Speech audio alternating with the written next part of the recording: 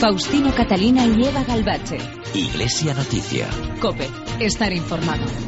Buenos días, amigos. Son las 8:30 del 18 de mayo de 2014. A esta hora llega a la cadena COPE el tiempo para la actualidad religiosa de España y del mundo, especialmente de la actividad del Papa Francisco, que les ofrecemos cada 7 días en Iglesia Noticia. Es un programa que hoy hacemos para ustedes, gracias a Rocío Fernández y Alberto Blanco en el control de sonido y Amparo Latre en la producción. Lo primero, los titulares. El rey Juan Carlos ha recibido en audiencia al presidente de la Conferencia Episcopal, Ricardo Blázquez. Los obispos de Galicia recuerdan que lo religioso debe estar en el espacio público y educativo en igualdad de condiciones y no puede quedar al margen de la construcción social. El Papa Francisco, que el próximo fin de semana viaja a Tierra Santa, denuncia la proliferación de armamentos y el cinismo ante la muerte de inmigrantes. Este fin de semana se celebra la peregrinación militar internacional a Lourdes. El religioso capuchino e historiador Jesús Morrás Santamaría, Tarsicio Azcona, ha sido galardonado con el premio Príncipe de Viana. Y el próximo martes comienza en Barcelona un congreso internacional de pastoral de las grandes ciudades. Faustino Catalina y Eva Galbache. Iglesia Noticia. COPE. Estar informado.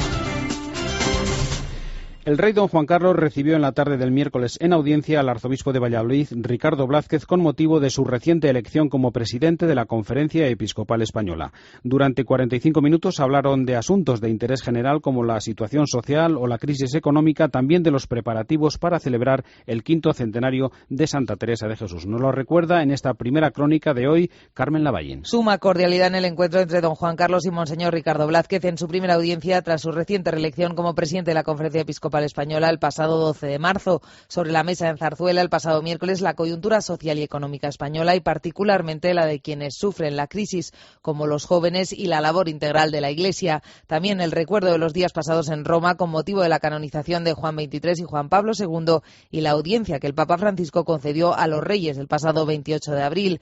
Precisamente el Santo Padre y su personalidad extrovertida y simpática centraron los primeros intercambios entre el rey y monseñor Blázquez en los momentos previos a la audiencia de 45 minutos en la que también se comentaron los preparativos de diversos actos en los que trabaja la Conferencia Episcopal junto a otras instituciones de cara al 5º centenario del nacimiento de Santa Teresa de Jesús en 2015. En una pastoral conjunta con motivo de la Jornada Interdiocesana de Enseñanza Religiosa Escolar, los prelados de las 5 diócesis gallegas reiteran que el saber religioso no puede quedar al margen de la construcción social. Consideran que lo religioso debe estar en el espacio público y educativo en igualdad de condiciones. Desde COPE Santiago, Alberto Varela. Los obispos de Tui Vigo, Ourense, Lugo, Mondoñedo Ferrol y el arzobispo de Santiago le recuerdan a los padres gallegos que tienen el derecho y la obligación de pedir educación religiosa para sus hijos. Afirman además en la carta pastoral que han emitido de modo conjunto que la enseñanza de la religión debe ser equiparable al resto de materias en objetivos, en el rigor científico de los contenidos y en el carácter formativo de los métodos. Los prelados gallegos manifiestan su satisfacción porque la mayoría de las familias en Galicia sigan escogiendo religión para sus hijos en el colegio, pero lamentan que la nueva ley de educación no garantice que los centros oferten religión en la etapa del bachillerato, si lo hacen en la educación secundaria. El próximo día 7 de junio tienen prevista una jornada sobre transmisión de la fe en el Seminario Menor de Santiago de Compostela, en la que está previsto que participen profesores de religión, catequistas y animadores de todas las diócesis gallegas. El próximo martes comienza en Barcelona un Congreso Internacional de Pastoral de las Grandes Ciudades, una iniciativa para reflexionar sobre la fe en las grandes urbes y la forma en que debe ser comunicado en el futuro el Evangelio para que llegue especialmente a todos aquellos que viven en zonas periféricas. COPE Barcelona, Falabea Codina. El martes dará comienzo la primera fase de este Congreso Pastoral, 3 días en los que expertos y teólogos de los 5 continentes debatirán sobre los retos a los que actualmente se enfrenta la Iglesia en las grandes ciudades. Entre los ponentes, nombres como el de Manuel Castells, Marc Augé o Javier Elso. La segunda fase llegará a Barcelona el 24 de noviembre y en ella participarán cardenales, arzobispos y obispos de todo el mundo. La reunión tiene como objetivo redactar conclusiones que puedan ayudar a la hora de llevar a cabo la labor evangelizadora, lo explica el cardenal arzobispo de Barcelona, Lluís Martínez Sistac, quien ha sido promotor de la iniciativa. Nos puede ayudar a los pastores y puede ayudar a las diócesis para encontrar el papel de la Iglesia y el sitio de la Iglesia en las grandes ciudades, pero en definitiva ayudar a las personas que viven en grandes ciudades y que tienen muchos problemas para subsistir y donde hay condiciones que no ayudan a la realización de la persona. El punto final del Congreso Pastoral será el día 28 de noviembre. Entonces el Papa recibirá a los cardenales en audiencia. Por cierto, que el Papa Francisco ha confirmado al cardenal arzobispo de Barcelona como miembro del Pontificio Consejo para los Laicos hasta que Sixta cumpla los 80 años. Pues recordamos ahora en Iglesia Noticia las declaraciones de Lucio Ángel Vallejo Balda, secretario de la Prefectura de Asuntos Económicos de la Santa Sede, a nuestros compañeros de COPE Astorga. Desde allí informa Cristina Fernández. El secretario para la Prefectura de Asuntos Económicos de la Santa Sede y secretario coordinador de la Comisión para estudiar la reforma económico-administrativa de la Curia, Lucio Ángel Vallejo Balda, ha concedido una entrevista a COPE Astorga en la que se ha referido a la nueva Secretaría para la Economía de la Santa Sede que se desarrollará en los próximos 2 años y en la que están trabajando consultorías externas y empresas de todo el mundo. En un par de años toda la nueva estructura empiece a coger cuerpo. Y en eso estamos trabajando. Es un trabajo muy callado, de muchas horas, poco para que podáis haceros a la idea, pues han colaborado con nosotros empresas externas, consultorías de medio mundo. Ha sido un trabajo muy bonito, muy intenso, muy apasionante en estos meses y que ya está teniendo sus frutos, pero frutos iniciales. Vallejo Balda ha dicho además que la Iglesia siempre tiene que tener las puertas abiertas, no se debe excluir a nadie. La Iglesia es muy variada, las sensibilidades son muy variadas, lo que a uno le puede gustar, a otro no le puede gustar. Tenemos que tener siempre las puertas abiertas, ¿no? El Papa lo dice muchas veces, no excluir a ninguno, que todo el mundo se sienta a gusto, ¿no? Por último, ha añadido que la diócesis de Astorga ha sido para él una buena escuela y que siempre es una referencia en su trabajo cotidiano en el Vaticano. Faustino Catalina y Eva Galbache. Iglesia Noticia. COPE. Estar informado. Enhorabuena a todos los oyentes de Tiempo de Juego. Ellos son los que han puesto este programa líder. Líderes, gracias a ti. Y es la primera vez en la historia de este programa de la radio que se ha puesto líder. De momento los sábados y algunas horitas del domingo. Paco González, Manolo Lama, Pepe Domingo Castaño. Partido a partido, final a final. Tiempo de Juego, cada vez más líder. COPE. Estar informado. Comienza de nuevo la gira de congresos Lo que de verdad importa. Estaremos en La Coruña, Palma, Sevilla, Bilbao, Barcelona, Valencia, Zaragoza y Madrid. Y podrás seguirlo en directo a través de nuestra web. Valores como la superación, el esfuerzo, el optimismo o la generosidad son la base de las actividades que desarrolla la Fundación. Más de 100.000 personas ya han descubierto lo que de verdad importa. Si quieres acudir a los congresos o saber más acerca de lo que hacemos, entra en loquedeverdadimporta.org. Con la colaboración de COPE. Faustino Catalina y Eva Galbache. Iglesia Noticia. COPE. Estar informado. Nos detenemos ahora en Iglesia Noticia en la información internacional y nos fijamos en primer lugar en la cuenta atrás para el viaje del Papa Francisco a Tierra Santa que comenzará el próximo sábado. Es el segundo viaje internacional de su pontificado que quiere conmemorar el histórico abrazo hace 50 años del Papa Pablo VI y del patriarca Atenágoras. Para conocer los preparativos, previsiones y programa nos vamos ya hasta Roma con la corresponsal de la cadena COPE, Paloma García Ovejero. Buenos días. Buenos días, sí, será muy breve y muy intenso, durará 3 días como el de Pablo VI y el momento clave será el domingo. Son las palabras textuales que nos dijo el padre Lombardi cuando explicó algunos de los detalles. Por ejemplo, que habrá en total 4 encuentros con el patriarca Bartolomeo. Todos los discursos del Papa Francisco serán en italiano. En el séquito papal estarán el secretario de Estado, Parolin, así como el sustituto, Becciu, pero también los cardenales Sandri, Torán y Koch. Una novedad importante en este séquito irán el rabino Abraham Escorca, rector del Seminario Rabínico Latinoamericano, y el musulmán Omar Abud, ex secretario general del Centro Islámico de Argentina. Es una invitación personal del Papa y no viajan en el avión porque Abud viene directamente a Amán y Escorca el sábado, como es judío, respeta el Sabbat y no vuela. En Amán se unirán además el patriarca latino de Jerusalén y el custodio de Tierra Santa. El Papa, explicaba el padre Lombardi, ha renunciado a Galilea, donde sabe que hay tantísimos cristianos, para poder ceñirse al programa de 3 días que pretende reproducir ese viaje histórico de Pablo VI. Todo se ha organizado en función de los actos del domingo. Antes, el sábado, estará en Jordania, celebrará misa en el Estadio Internacional de Amán, donde 1.400 niños harán la primera comunión. Muchos de ellos son refugiados de Siria, Irak o Palestina. Visitará a continuación el sitio del bautismo de Jesús, Betlén, Billón de Jordán, que es el que se considera más fiable, según según la tradición y las investigaciones, y bendecirá el agua, como hizo Pablo VI. Quiere hacer exactamente lo mismo. Ese mismo día se reunirá con refugiados y jóvenes discapacitados y dormirá en Amán, en la Nunciatura Apostólica. El domingo por la mañana, en Belén, misa en la Plaza del Pesebre con la liturgia de la fiesta de la Natividad, rezo del Regina Coeli, comida con familias palestinas, refugiados pobres en Casanova, donde los franciscanos, y saludo a 300 niños de los campos de refugiados. Y por la tarde, el momento crucial, el encuentro privado con el Patriarca Ecuménico de Constantinopla y la posterior celebración ecuménica en la Basílica del Santo Sepulcro, donde rezarán juntos por primera vez en público, y esta es la gran novedad ecuménica de este viaje. Son palabras del padre Lombardi con una relevancia única. No te vayas, Paloma, porque en breve continuamos contigo, pero antes, en torno a este viaje del Papa, escuchamos el comentario del colaborador de Iglesia Noticia, Antonio Pelayo. Buenos días. El próximo domingo, a esta misma hora, ya habremos llegado a Belén para asistir a la misa que el Papa Francisco celebrará en la llamada Plaza del Pesebre, delante de la Basílica de la Natividad. Será uno de los momentos más emocionantes de la visita de 3 días que el Santo Padre va a realizar a Tierra Santa siguiendo los pasos de sus predecesores Benedicto XVI, San Juan Pablo II y Pablo VI. Fue Giovanni Battista Montini, el primer papa después de San Pedro, que visitó los santos lugares donde transcurrió la vida de Jesús, y fue él quien hace ahora 50 años se fundió en un abrazo fraterno con el patriarca ecuménico de Constantinopla, Atenágoras.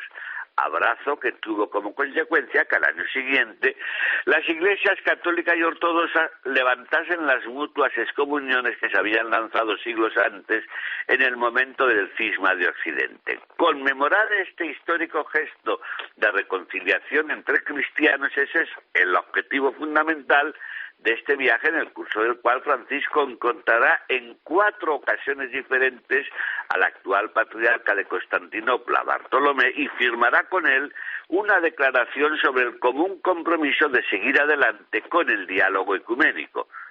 Pero la visita papal no tendrá solo como horizonte favorecer la unión de los cristianos, será al mismo tiempo una mano tendida a los judíos y a los musulmanes que conviven mal que bien en la tierra de Jesús. Durante una intensa jornada en Jerusalén, Francisco visitará la explanada de las mezquitas y el muro de las lamentaciones, y se encontrará con el gran muftí y con los 2 grandes rabinos de Israel. Por fin, el Papa abogará en favor del diálogo entre judíos y palestinos para que el empecinado proceso de paz conduzca a la convivencia pacífica de 2 pueblos destinados a entenderse. Falta una semana para que todos estos acontecimientos se produzcan, y el Papa, consciente de su importancia, nos pide que recemos por el éxito de su visita. Unos tendremos el privilegio de acompañarle físicamente, otros, todos los que ahora me escuchan, van a seguirle a través de la radio y de la televisión y, por supuesto, de las plegarias, porque la oración, como saben, no conoce fronteras ni distancias. Desde Roma les ha hablado Antonio Pelayo. Gracias, Antonio. Recordamos otras noticias de esta semana, donde destaca el encuentro del Papa Francisco, que sin guión previo respondió a las preguntas de sacerdotes y seminaristas de diversos centros eclesiásticos de Roma. Paloma García Ovejero, ¿qué les dijo? Bueno, sí, fue en la mañana del lunes y 70 minutos sin papeles, con preguntas y respuestas espontáneas del Papa. Las hacían libremente los sacerdotes y él les explicaba, entre otras cosas, no tiene sentido que vengáis a estudiar a Roma y que no tengáis una vida comunitaria. La vida comunitaria no es el paraíso, es al menos el purgatorio, pero sin ella esto no funciona. Sed humildes, les insistía, cuidad mucho vuestra vida espiritual. El purismo académico no hace bien, y si solo se ve la parte académica, hay peligro de deslizarse hacia las ideologías. Les decía textualmente que cuando resbalamos o nos deslizamos en una ideología porque somos macrocefálicos, por ejemplo, y vamos por ese camino, vamos a tener una hermenéutica no cristiana, una hermenéutica de la ideología de la Iglesia. Y esto es malo, explicaba el Papa, esto es una enfermedad. La hermenéutica de la Iglesia debe ser la misma hermenéutica que nos ofrece la Iglesia. Por eso es importante destacar el trabajo académico, decía, pero Para eso se os ha enviado, no para que olvidéis los otros 3 pilares, que son la vida espiritual, la vida comunitaria y la vida apostólica. Habéis venido como padres, no volváis a vuestras diócesis como doctores, sino como padres. Nunca, nunca despellejar al otro. Si tengo cualquier cosa contra alguien, a la cara. Y así, durante 70 minutos, respondía a todos los asuntos, hablaba como un obispo a sus sacerdotes, les contaba anécdotas personales y insistía mucho en lo que ya avanzaba en su exhortación apostólica, las homilías, que para el Papa Francisco son la gran reforma necesaria para la nueva evangelización. Hay que prepararlas, hay que convertirse, que duren 8 minutos, 10 ya es mucho. Pues recordamos también, Paloma, que en el discurso a un grupo de embajadores el Papa Francisco ha denunciado la proliferación de armamento y el cinismo de quienes defienden los derechos humanos y al mismo tiempo pues se desentiende de los inmigrantes que mueren en el desierto o el fondo del mar tras dejar sus países para vivir y trabajar en paz. Sí, se lo decía a los nuevos embajadores de Etiopía, Sudán, Liberia y Sudáfrica, entre otros, también el de Suiza. Es un cinismo proclamar los derechos humanos y al mismo tiempo ignorar o no hacerse cargo de los hombres y mujeres que, obligados a dejar su tierra, mueren en el intento o no son acogidos por la solidaridad internacional. Les decía el Papa, estamos ante un fenómeno epocal y no podemos limitarnos a atajar las emergencias. El fenómeno de la inmigración forzado, seguía diciendo, está estrechamente ligado a los conflictos y a las guerras y, por tanto, también al problema de la proliferación de armas. Son mensajes que el Papa, de alguna manera, ya avanzaba en la audiencia general del miércoles, cuando rezó por los mineros atrapados en Turquía y por los muertos en el mar Mediterráneo. Que se pongan en primer puesto los derechos humanos. Recemos por esto. Que se pongan en primer puesto los derechos humanos y se unan las fuerzas para prevenir estas matanzas vergonzosas.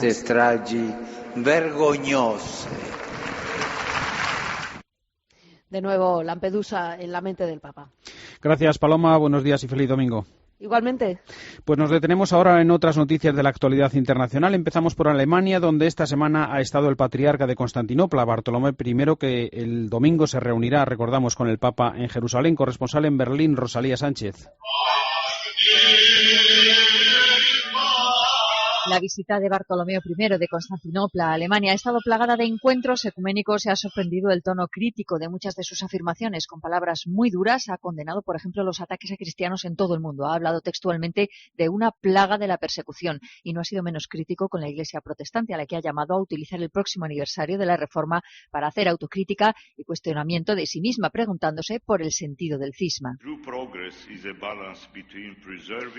El verdadero progreso es el equilibrio entre la preservación de la esencia y los elementos cambiantes que no son esenciales. También ha subrayado ante la Conferencia Episcopal Alemana que las raíces de Europa son cristianas, pero aplicables a toda la humanidad, y tanto a los obispos germanos como ante la canciller Merkel ha hablado a favor de la adhesión de su Turquía natal a la Unión Europea, argumentando que supondría un enriquecimiento mutuo. Con Merkel, además, ha mantenido una conversación confidencial sobre la crisis en Ucrania.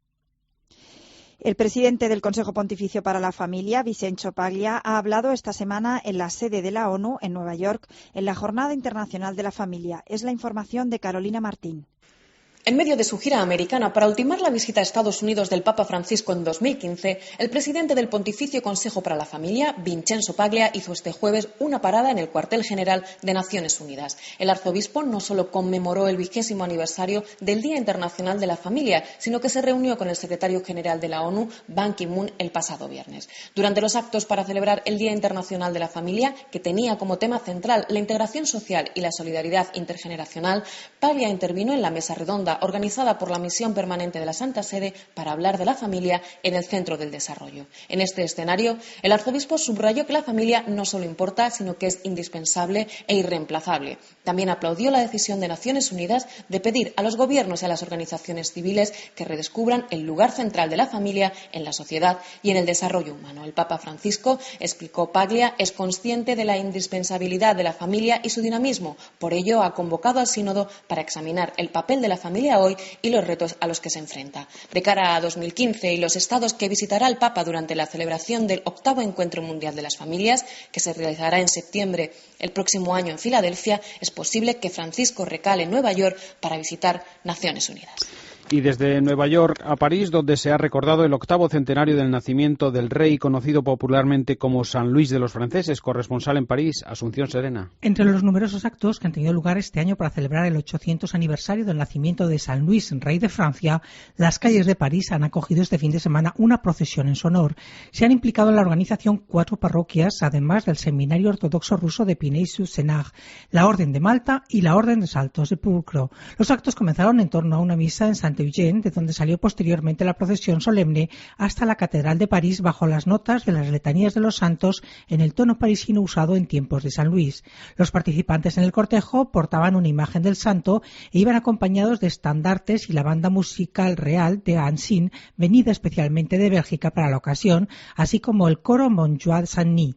3 kilómetros de procesión por el corazón de París que culminaron en Notre-Dame, donde tuvo lugar la veneración de la corona de espinas de la Pasión de Jesucristo y de las reliquias de San Luis.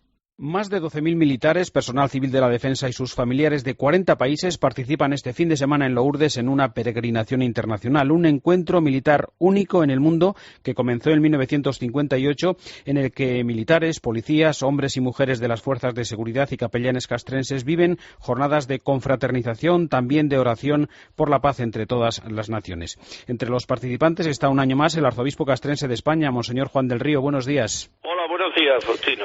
¿Qué tal? ¿Cuál es el espíritu de esa concentración anual, como decimos, este año con un lema muy especial, servidores de Cristo y de la paz? Pues ciertamente, como muy bien has dicho, esta experiencia, este encuentro internacional de militares por la paz, la famosa y conocida peregrinación a Lourdes, nace con el deseo de subsanar las heridas de la Segunda Guerra Mundial y para auspiciar la paz entre las naciones y, en tercer lugar, como encuentro humano, cultural y social de militares de diversos países. Más de 40 naciones, todas de la OTAN y algunas de América y de África, y con lo cual significa cómo este acontecimiento que comenzó hace 56 años, hoy se ha abierto a otros continentes. Creo que es importante que los militares creyentes, católicos y también que son de otras confesiones, aunque la inspiración es católica, pero está abierto también, tiene todo una vertiente ecuménica que allí se palpa, y eso es tremendamente enriquecedor para la sociedad, para Europa y para el mundo. ¿Cuál sería el mensaje de las gentes de las Fuerzas Armadas, en concreto desde la diócesis castrense, que está en todo el mundo, aunque no tiene un lugar físico específico, para esa construcción de una paz más verdadera, un mundo más solidario? Pues potenciar la cultura del encuentro. Desgraciadamente, un país que ha venido participando en esta peregrinación a Lourdes, como es Ucrania, pues este año no estará, porque hay riesgo de una guerra civil. Pues pedimos especialmente por este país que está en conflicto como es Ucrania y que ha estado viniendo en estos años a Lourdes. En segundo lugar, también abrir fronteras mentales y fronteras en el corazón. Que los militares se encuentren siempre, como decía Juan Pablo II, como centinelas de la paz y no como señores de la guerra. Y, cómo no, todo eso poniéndolo por intercesión de María, Madre de la Paz y sanadora de todas las heridas que hay hoy en el mundo. Monseñor Juan del Río, arzobispo castrense, pues muchas gracias por acompañarnos hoy en Iglesia Noticia, aquí en la cadena COPE. Muy buenos días y feliz jornada. Gracias a vosotros. Faustino Catalina y Eva Galbache. Iglesia Noticia. COPE, estar informado. El historiador y sacerdote capuchino Jesús Morrás, conocido con el seudónimo literario de Tarsicio Azcona, ha sido galardonado con el Premio Príncipe de Viana 2014 que concede el Gobierno de Navarra para reconocer la trayectoria de personas o entidades relevantes del mundo de la cultura. Doctor en Historia de la Iglesia, diplomado en Biblioteconomía y Archivística en la Escuela del Vaticano, es especialista en la historia de la Iglesia española en tiempos de Enrique IV y de los Reyes Católicos. Padre Jesús Morrás, buenos días y felicidades por este premio. Buenos días y muchísimas gracias. ¿Qué significa, después de tantos años de trabajo de investigación, este premio ya camino de sus 91 años? No lo esperaba y me ha sorprendido, porque aunque el trabajo ha sido continuo, no pensaba nunca que un premio así podía recaer sobre mi persona y sobre este mismo convento o cenobio donde vivo durante toda mi vida. Quería preguntarle por su especialidad, por ese trabajo que ha investigado de la Edad Media, de la Baja Edad Media, si nos podía contar su visión de cuál fue el papel de la Iglesia, su papel en la reforma y la evolución de esos años históricos. Papel supremo, porque desde la universidad la orientación de mis profesores fue precisamente eso, demostrar que había habido reforma en la Iglesia antes de la reforma luterana, en 1517 y siguientes.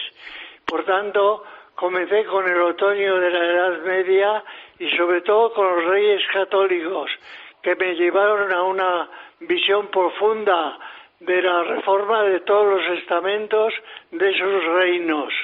Efectivamente, una de sus obras más conocidas, y no la más popular, yo mismo la tengo en mi casa, es esa amplia biografía dedicada a Isabel la Católica. Es un personaje sin duda singular. ¿Qué destacaría de ella como persona y también como creyente?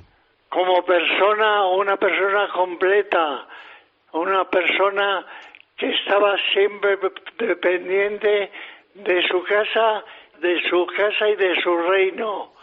Y como creyente perfecta en todo, aunque indudablemente el Estado y el Gobierno tienen sus pros y sus contras, sus caras lúcidas y también sus sombras.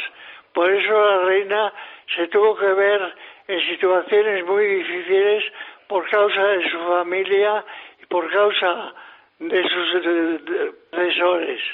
Es un personaje que ha reflejado bien esta reciente serie de televisión. ¿Qué opina?